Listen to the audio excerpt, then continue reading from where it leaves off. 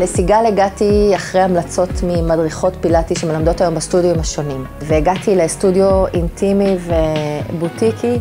היינו מספר מצומצם של תלמידות בקורס, מה שנתן לנו המון תשומת לב מסיגל. קיבלתי כלים מדהימים לשיקום. סיגל היא מקצועית באופן יוצא דופן. הניסיון שהיא מביאה איתה, השנים שהיא עוסקת בפילאטיס, נותן למדריכות שהיא מלמדת כלים מיוחדים עם הרבה ערך מוסף. התחלתי להתאמן בעקבות כתף קפואה, ובלי קשר לזה אני שברתי 2 חוליות בגב, יש לי קיבוע על 8.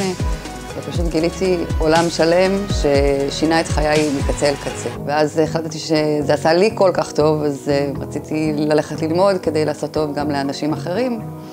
וככה בחיפושיי אחר המקום לימודים קיבלתי המלצה על סיגל ופניתי אליה.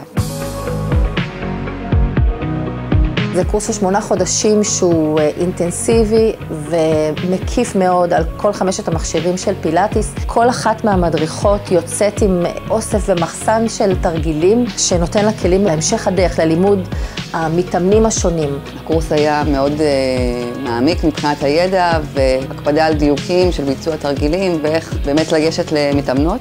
אחרי הקורס באמת יש קצת איזשהו בלבול וקצת שינוי מבחינת איך שאני מתאמנת, כי אני מתאמנת באופן קבוע. ולאחרונה, בחודש האחרון, אני שמה לב איך תרגילים נופלים בדיוק בול במקום, כאילו הדיוקים הקטנים של המנחים ושל הנשימה והאורך של הכל, כאילו אם זה אורך הגוף, אם זה אורך הנשימה, התנועות המדויקות, וזה הרבה בזכות סיגל.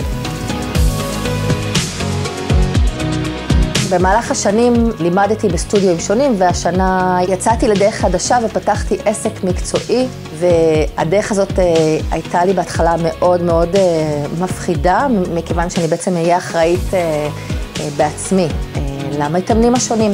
אבל אני מרגישה שהגעתי לפתוח את הסטודיו עם כלים מאוד משמעותיים, עם ראייה לאורך הדרך, עם ראייה שיקומית, עם ראייה של תרגילים שונים שלמדתי במהלך השנים האלה מסיגל, ואני מתייעצת איתה ושואלת אותה ומקבלת ממנה כלים שעוזרים לי במהלך הדרך לעשות את העבודה שלי טובה יותר ולתת ערך מוסף גם למתאמנים שלי.